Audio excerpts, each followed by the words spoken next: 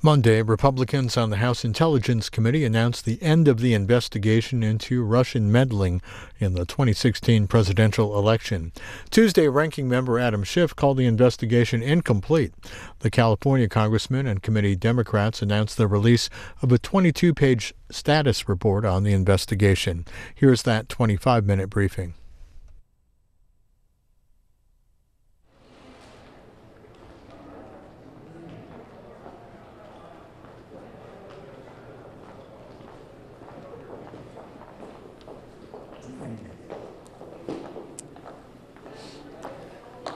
Last night, the majority on the Intelligence Committee made the decision to prematurely shut down the Russia investigation, the only authorized investigation in the House of Representatives into what the Russians did in the last election, what the U.S. government response was, and the issue of any coordination or collusion with the Trump campaign.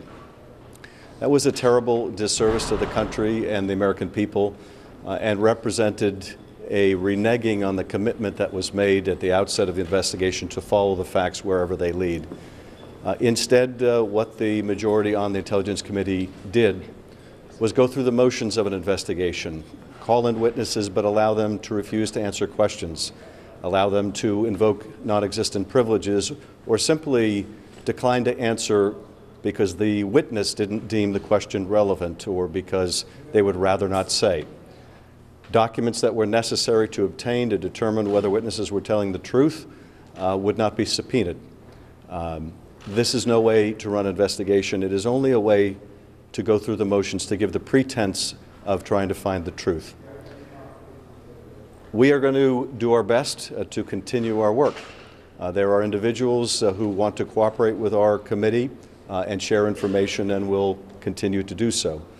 We will be putting together a report that will set out for the country what evidence we have seen to date, what evidence we have seen in terms of the Russian hacking and dumping operation, what evidence we have seen in terms of the Russian social media campaign, their paid media campaign, and yes, the issue of collusion with the Trump campaign. There is significant evidence, much of it in the public domain, on the issue of collusion. The secret meetings with George Papadopoulos, the secret meeting at Trump Tower with the president's son and son-in-law and campaign chairman, the lies and dissembling about that meeting, the promises by Russia that were communicated to the highest levels of the campaign in the preview, in the run-up to that meeting, that this was part of the Russian government's effort to help Donald Trump by providing derogatory information on Hillary Clinton. And of course, the secret conversations that then acting National Security Advisor or incoming National Security Advisor Mike Flynn had with the Russian ambassador to undermine the bipartisan policy of the United States. Conversations that he lied about, that other transition officials were evidently aware of, that the Vice President misrepresented unknowingly to the country. All of that bears on the issue of collusion. There are other facts outside of the public domain. And of course, one of the most important parts of an investigation is putting the pieces together. But still, there is work to be done on that issue and on others, work we have not been allowed to do. Our committee, for example, has not even interviewed George Papadopoulos. But there are witnesses that were involved or knowledgeable about the Trump Tower meeting who have not been brought before our committee. There are text messages we have not sought to subpoena. We are releasing this evening a 22-page status report on the investigation that sets out some of the key witnesses that the majority has been unwilling to bring in, the key documents they have been unwilling to ask for, the witnesses who have come before our committee and stonewalled on key questions, so that the public can see just how incomplete this effort was. Sadly, from a very early point in the investigation, the chairman made the decision that his mission was not to find out what Russia did, not to determine the role of U.S. persons, but rather to endeavor to distract the public, to put the government on trial. That problem persisted throughout our investigation and has led to its premature conclusion last night. But the work is too important to leave undone. In particular, the American people need to know whether the Russians still have something they can hold over the president's head, the President of the United States. So our work is far from done, and we will be submitting to the public a detailed account of what we have learned to date, and the work that has to be done, if not by us, then by others, so that the country can be sure that its administration is acting in the best interest of the country and not because of leverage the Russians may have over the President of the United States. And I would invite my colleagues to share their thoughts as well. Yeah. Please. The ranking member has elucidated the damage that will be done to the truth with respect to the Russian interference and possible U.S. person collusion. Sadly, unless we're successful in continuing this investigation, it will be difficult for the country to ever know exactly what happened and therefore to respond with one voice. I want to highlight just very briefly, however, some lasting damage that the premature ending of this investigation will do to Congress and to the separation of powers.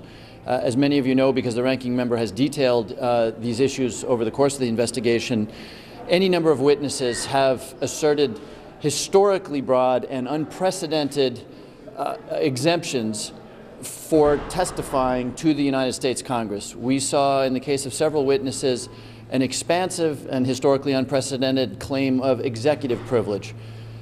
The idea being that not only were they protected from discussing any conversations they had while they were in the White House, including with third parties that weren't the president, they claimed that transition periods somehow fell under executive privilege. So any conversation with anybody during the transition period were conversations that were not made available to this committee, including by two of the people who are closest to the President of the United States, Hope Hicks and Steve Bannon.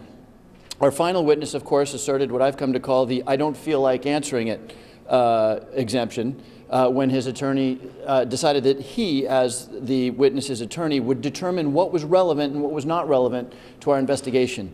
And so I highlight these facts because this is not a partisan issue.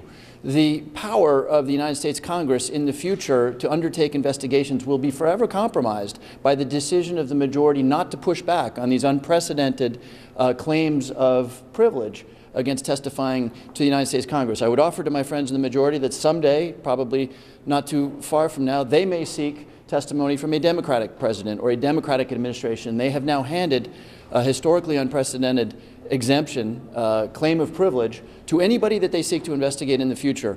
And that is something that not only damages the United States Congress, but actually erodes the important separation of powers in the United States.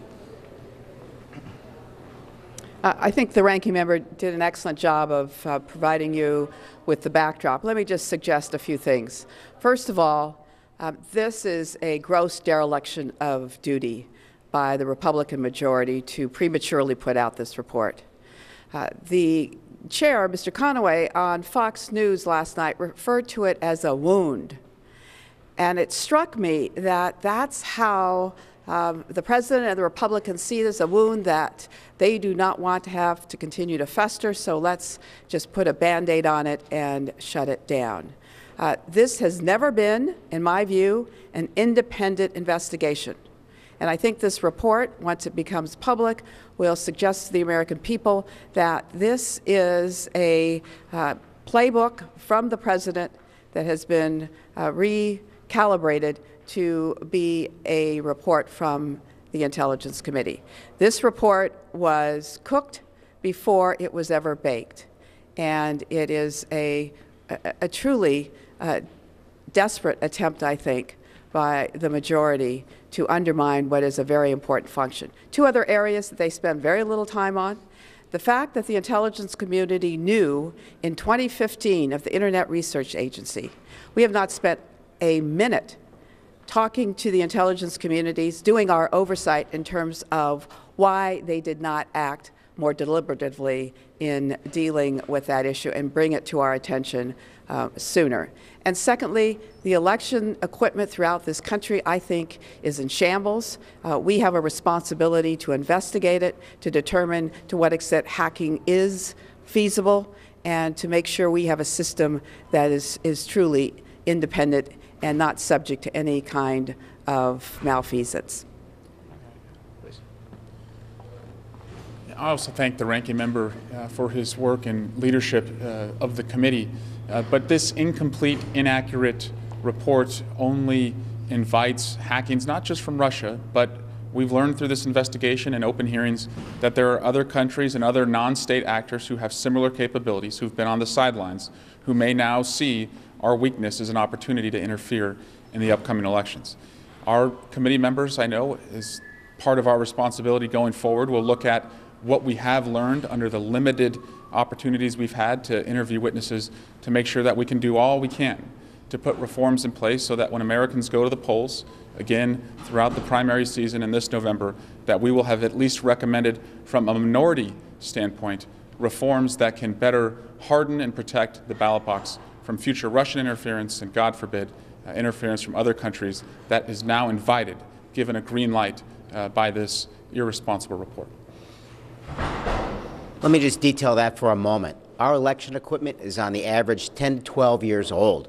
The last time the federal government sought to purchase election equipment for the states was after Gore Bush.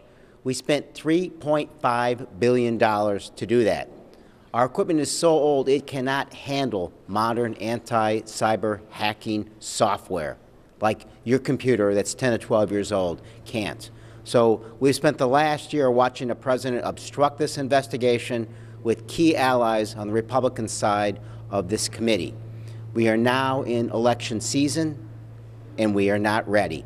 I'm on that subcommittee that would purchase this equipment. Currently, through negotiations, we're about $380 million, which is what we're going to try to do more, but frankly, right now, it is a joke. So there are real-world impacts right now. One of the most important tenets of this investigation was to make sure the Russians didn't do it again. We did just the opposite. Yesterday was a very sad day for the House Intelligence Committee. I've been on the committee for 4 years, and we cannot underestimate the fact that before this investigation started, the House committee was a committee that was truly nonpartisan. You would want our national security to not be partisan. But we reached a new low yesterday when the House Republicans abruptly and unilaterally decided to end this investigation. And we still have so much uncovered, undiscovered evidence that we must continue to work on. The American people deserve to know that we are getting to the bottom of what happened in this past election, and most importantly, how we plan on protecting them from this happening again. And so I just am really disheartened, actually really sad that this committee has reached such a low. And I just ask my friends on the other side, my friends in the majority, to really think about how they've done irreparable damage to the confidence and reputation and integrity of the House Permanent Select Committee on Intelligence. The premature closing of this investigation is a betrayal of the American people and a betrayal of the public trust. There were leads and investigative paths on, from my perspective, 3 different and major significant areas. First, on collusion. Second, on money laundering. And third, on obstruction of justice.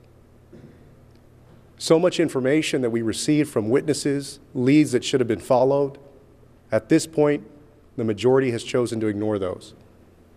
We will continue to work as hard as we can within our limitations, being the minority in this committee, to get to the bottom of who interfered with our elections, why they did it, and which Americans helped them. But we also hope that the Senate investigation will go further, will get out more to the American people, and that, of course, Special Counsel Mueller will do his job. I thank my colleagues for the comments. Just want to make 2 final observations and then go to your questions. The first is to underscore what Jim Himes said. When Steve Bannon came before our committee, initially he refused to answer any question about what took place during the transition, during his time in the administration, and most questions even after he left the administration. He made no claim of privilege. He merely said he was operating under the instructions of the White House, a White House that was saying publicly that it was fully cooperating and fully transparent with our committee.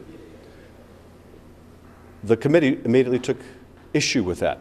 The majority subpoenaed him on the spot and was indignant that a witness should refuse to answer questions so broadly.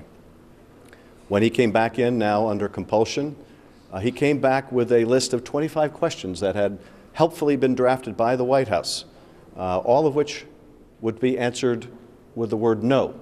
Any further questions would be refused by the witness. Again, the majority said that's absolutely unacceptable, that will impede our investigation, that will impede all future investigations. We're going to have to move forward with contempt if that's the last word. We've heard nothing since. The majority has decided they would rather shut down the investigation than find out the answers to the questions we had for Steve Bannon. Why did he think what happened in Trump Tower was treason? What conversations did he have with the president about the meeting at Trump Tower or the issue of money laundering? This majority doesn't want to know the answers. And it has set a precedent now that will affect future Congress's ability to get answers from the executive. We have had a chance to do a cursory review of the majority's draft report. And sadly, it is little more than another Nunes memo in long form. It cherry picks some intelligence facts and ignores a whole host of others. It misleadingly characterizes events and paints a portrait and tells a story that could not have been better written if it was written in the White House itself. It is not a serious work, but then it wasn't designed to be. And that is, I think, deeply regrettable and betrayal of the responsibility that the committee has to the American people. When they publish that report, the public will see just how terribly inadequate it is. So we will be forced to write a minority report and set out the facts. And the country will be in the unenviable position of having to choose between a Democratic report and a Republican report. That is an outcome that we sought from the very beginning to avoid, something I talked about, indeed, in the first opening hearing we had in this investigation. But there was a decision made very early by the majority that their object was different, and we were put in the position of either go along with an investigation in name only or to part company, and it is regrettable that we've had to do so, and I'm happy to go to your questions. Sir, will your report include some of these facts that you say are not available publicly yet in terms of collusion and obstruction? And secondly, will you also include some of the transcripts from your interviews in this report, which the majority has it's not clear if those will be released weren't there? Yes, we'll be setting out the facts that we know to date, to the degree, again, that the intelligence community will allow us to make those public. And most importantly, we'll be putting those facts in context and indicating how some facts shed light on other facts in the investigation. We will also be pointing out, however, how incomplete the report is, how key testimony that sheds light on those facts the majority was unwilling to obtain. And so it will be an incomplete report of necessity. We intend to append to our report the complete transcripts of all the witnesses. The majority has said they support making the transcripts public. We will put them to the test of whether they really do. You will see in those transcripts that often what the majority called investigation was merely asking a witness, did you conspire with the Russians? Did you coordinate with the Russians? Did you collude with the Russians? And when the answer was no, they were content that that was the end of the story. That is no way to conduct an investigation. It's the equivalent of having a getaway driver on the stand and asking, did you rob the bank? And having the witness say no. And failing to ask whether they drove to the bank, whether there was someone else in the car, whether they kept the engine running at the bank, whether someone ran into the bank and came out with a big bag, whether the tires screeched as they left the bank. Those are the kind of questions you have to ask. And more than that, you have to get records about where people were and when they were there and what calls they made and what bank accounts they used. And the majority was unwilling to do any of that hard work of investigation. Mr. Schiff, you said you want to continue the investigation as you can right now, but obviously there are significant limits on what you can do. I'm wondering if you take back the House this fall, do you plan to restart this investigation next Congress? If the majority in the Congress changes hands, we'll have to evaluate where is the investigation at that point. What has the Senate been allowed to do? What has the special counsel been allowed to do? And determine if there is work that is still undone. One of the key issues I'm concerned about that we were not able to pursue, and I don't think the Senate has been able to pursue, is the issue of money laundering. We know that the Russians use financial entanglement as part of their active measures playbook. We know that the Trump organization often had a hard time seeking financing from reputable lenders. We know one of the lenders that they did use was Deutsche Bank at a time when other banks weren't willing to lend to them. We know that Deutsche Bank had to pay hundreds of millions in fines for laundering billions of dollars of Russian money. We know that the president's sons have talked about getting money from Russia. And we know that through other witnesses that there are indicia of money laundering in the Trump properties, as well as an indictment that showed that there was a organized crime and money laundering ring, in fact, operating out of Trump Tower at one time. These are credible enough allegations they need to be investigated. I hope that the special counsel has been given the latitude to investigate them. They certainly arise from the Russian investigation. But most significantly, if evidence of money laundering is leverage the Russians have over the President of the United States, we need to know it. Could you talk a little bit about the process of your report? Have you started writing it? What do you think a timeline is? And are you going to have the committee vote on it, or would you just release it completely separate from the committee? We have been working all along to assimilate the facts in a form that can be incorporated into a report. It had been our hope for some time that even if there were areas of disagreement with the majority, that we could at least come together on a report that validated the findings of the intelligence community, that the Russians had intervened, that they had three motivations to sow discord, to help Donald Trump and hurt Hillary Clinton. But last night in its statement, and today as we got a chance to read their draft, it's clear that the majority wishes to contest even the fact that the Russians were trying to help one candidate and hurt the other.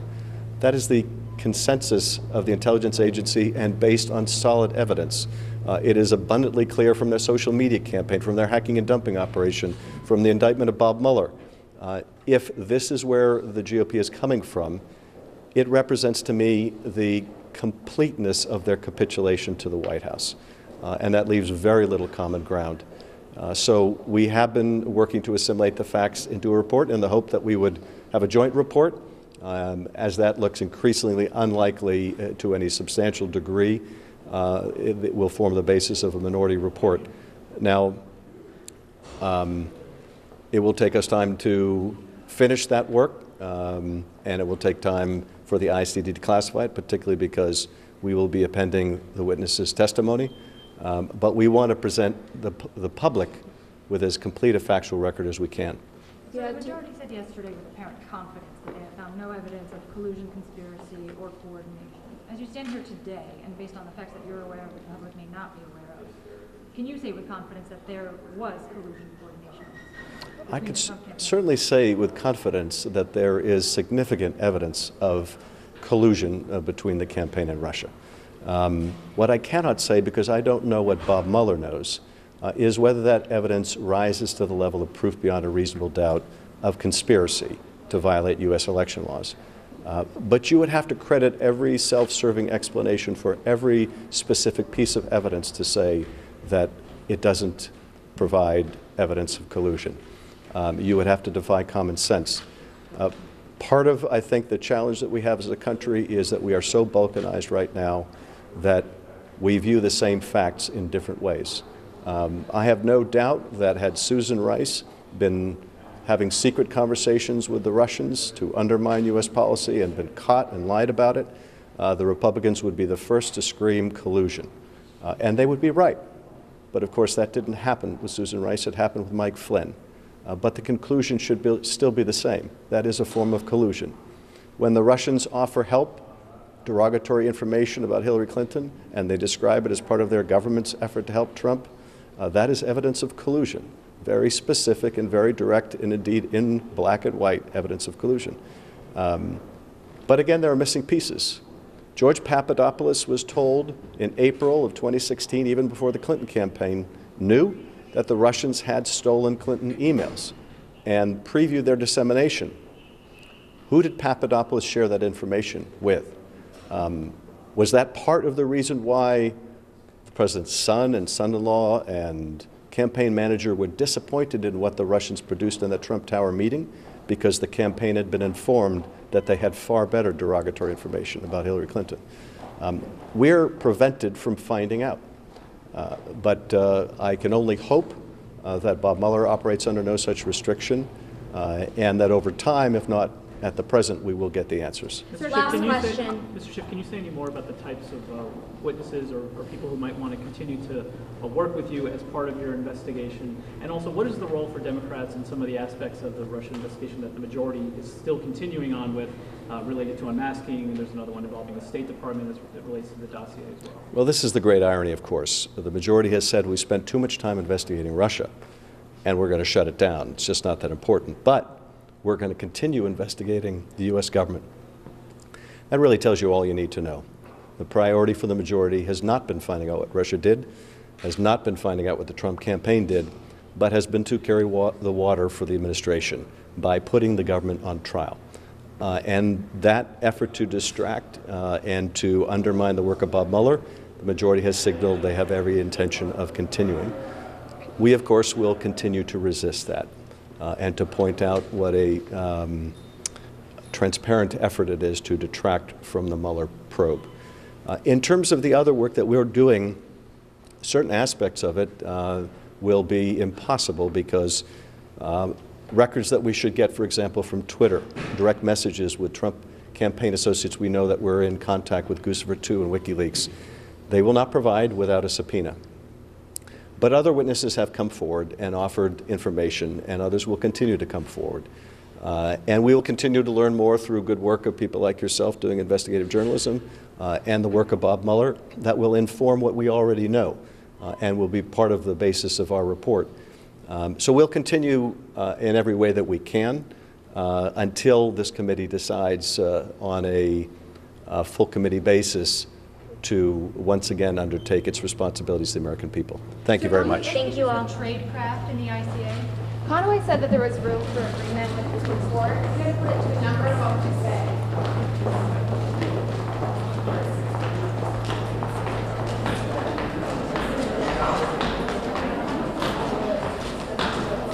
Hi everybody, just a quick reminder, Mox News survives solely on your tips and contributions.